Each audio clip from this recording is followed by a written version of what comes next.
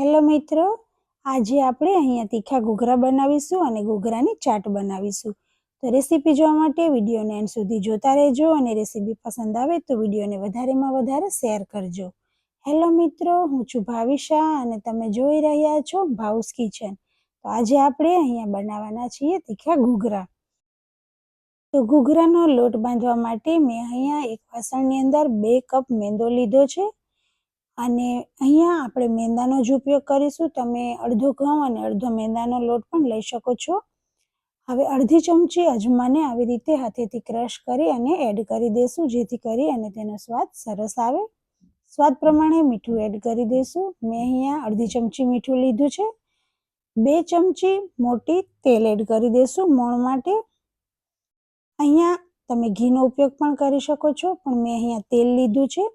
હવે સરસ રીતે મોણને મિક્સ કરી દઈશું લોટમાં.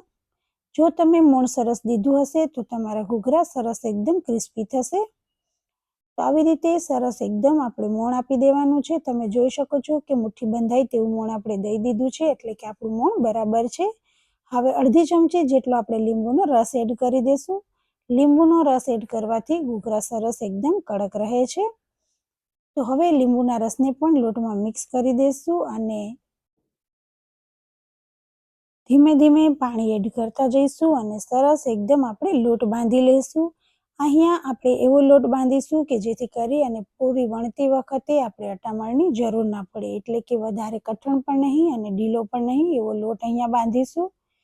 તો અહીંયા મારો લોટ બંધાઈ ગયો છે. તમે જોઈ શકો છો કે એકદમ સરસ સોફ્ટ લોટ તૈયાર થયો છે. તો જ્યારે પણ આપણે મેંદાનો લોટ બાંધીએ તેને રેસ્ટ આપવો ખૂબ જ જરૂરી છે, જેથી કરી અને તે એકદમ સુવાળો થાય. તો આ લોટને આપણે જ્યાં સુધી ઘૂઘરાનો માવો બનાવીએ ત્યાં સુધી રેસ્ટ આપીશું. તો તેના માટે મેં એની ઉપર એક બાઉલ ઢાંકી દીધું છે અને તેને સાઈડમાં રાખી દઈશું ત્યાં સુધી આપણે ઘૂઘરાનો માવો બનાવીએ. તો મેં અહીંયા એક બીજું બાઉલ લઈ લીધું છે અને તેની અંદર મેં બટાકા બાફીને રાખ્યા હતા, તેને એડ કરી દઈશું. તો મેં અહીંયા મીડિયમ સાઇઝના 5 થી 6 બટાકા લીધા હતા. તેને આપણે ચમચીની મદદથી પ્રેસ કરી લઈશું.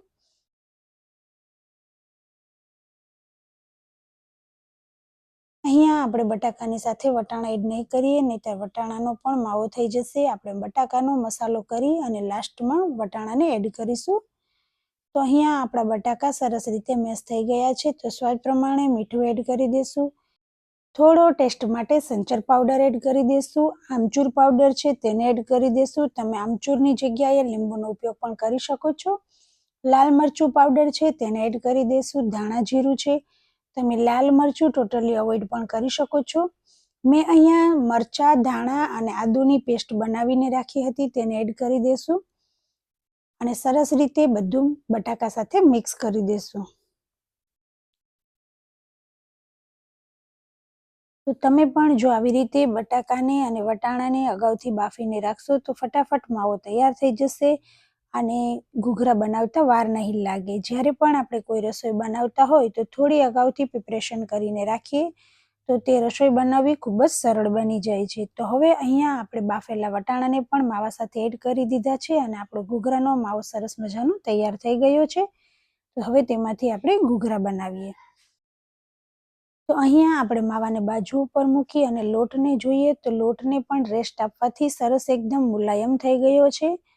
તો હવે આ લોટને હાથેથી ફરી 1 થી 2 વખત મસળી લેશું અને પછી તેના લુવા બનાવીશું. તો આ લુવા આપણે રોટલીના લુવા કરતાં થોડા નાના અને પૂરીના લુવા કરતાં થોડા મોટા એવા બનાવીશું. આપણે મીડિયમ સાઇઝની પૂરી બનાવવાની છે, તો આ સાઇઝનો લુવો લઈ અને આપણે તેની પૂરી બનાવીશું.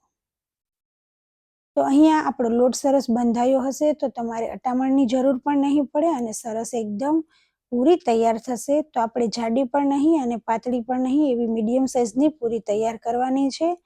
તો જો આપણી અહીંયા પૂરી તૈયાર થઈ ગઈ છે તો હવે 1 ચમચી જેટલો માવો આપણે પૂરીના સેન્ટરમાં મૂકીશું અને હવે પૂરીના અડધા ભાગને માવાની ઉપર કવર કરી દઈશું. હવે બધી બાજુ આંગળીની મદદથી આપણે તેને સીલ કરી દઈશું. આવી રીતે સરસ એકદમ સીલ કરી અને આપણે તેની કિનારી વાળવાની છે.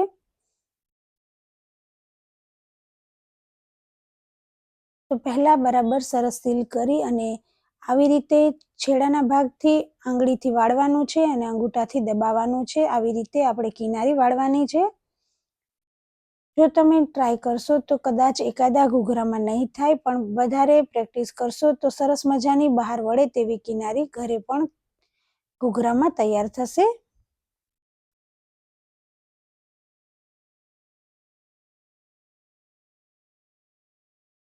તમે જોઈ શકો છો કે અહીંયા સરસ મજાનો આપણો ઘૂઘરાનો શેપ આવી ગયો છે. તો આવી જ રીતે આપણે બધા જ ઘૂઘરાને તૈયાર કરી લેશું.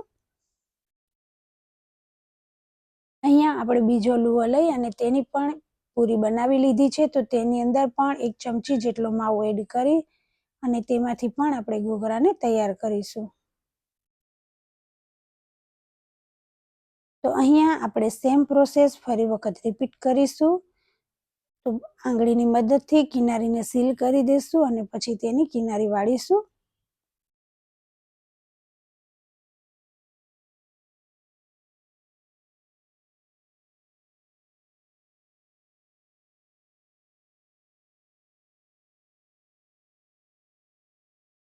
અને જો તમને આવી રીતે કિનારી વાળતા ના ફાવે તો ઘૂઘરાનું મોલ્ડ તૈયાર બજારમાં મળે છે. તેના ઉપર રાખી અને માવો ભરી અને આપણે પ્રેસ કરીએ તો સરસ એવો ઘૂઘરાનો શેપ તૈયાર થઈ જાય છે. તો તમે ડાયરેક્ટ તેમાં પણ કરી શકો છો અથવા તો આવી રીતે હાથેથી પણ ઘૂઘરાનો શેપ આપી શકો છો.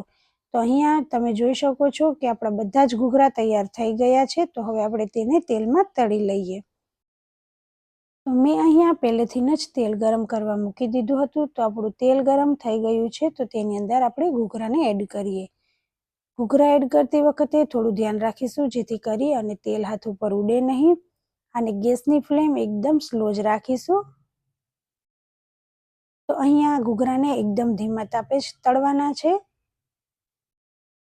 એક સાઈડ તળાઈ જાય એટલે આપણે તેને ફેરવશું અને તેવી જ રીતે બીજી સાઈડ પણ તળી લેશું. તો જ્યારે પણ આપણે ઘૂઘરા, સમોસા, કચોરી કોઈ પણ વસ્તુ તળતા હોઈએ તો તેલમાં જેટલા સમાય તેટલા એકસાથે બધા જ એડ કરી દેવા, જેથી કરી અને તે તેલમાં વધારે સમય પાકશે તો તે એકદમ સરસ ક્રિસ્પી તૈયાર થશે. તો તમે જોઈ શકો છો કે અહીંયા સરસ મજાના આપણા ઘૂઘરા તળાઈ ગયા છે. તો આવી જ રીતે આપણે બીજા ઘૂઘરાને પણ તળી અને તૈયાર કરી લેશું.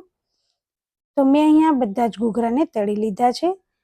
તો ખૂબ જ ઓછા સમયમાં સરસ મજાના તીખા ઘૂઘરા તૈયાર થઈ ગયા છે. ઓછા સમય એટલે કે થોડી તો વાર લાગે છે પણ સ્વાદમાં પણ એટલા સરસ લાગે છે. તો હવે આપણે આ તીખા ઘૂઘરાની ચાટ બનાવીએ. ચાટ બનાવવા માટે મેં અહીંયા એક પ્લેટ લઈ લીધી છે. તેની અંદર આપણે ઘૂઘરાને મૂકીશું.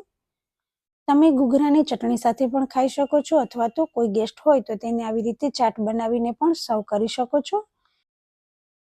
હવે હાથની મદદથી થોડા ઘૂઘરાને પ્રેસ કરી અને તેની ઉપર ચટણી એડ કરીશું. તો આંબલી ગોળની ગળી ચટણી છે તેને એડ કરી દઈશું.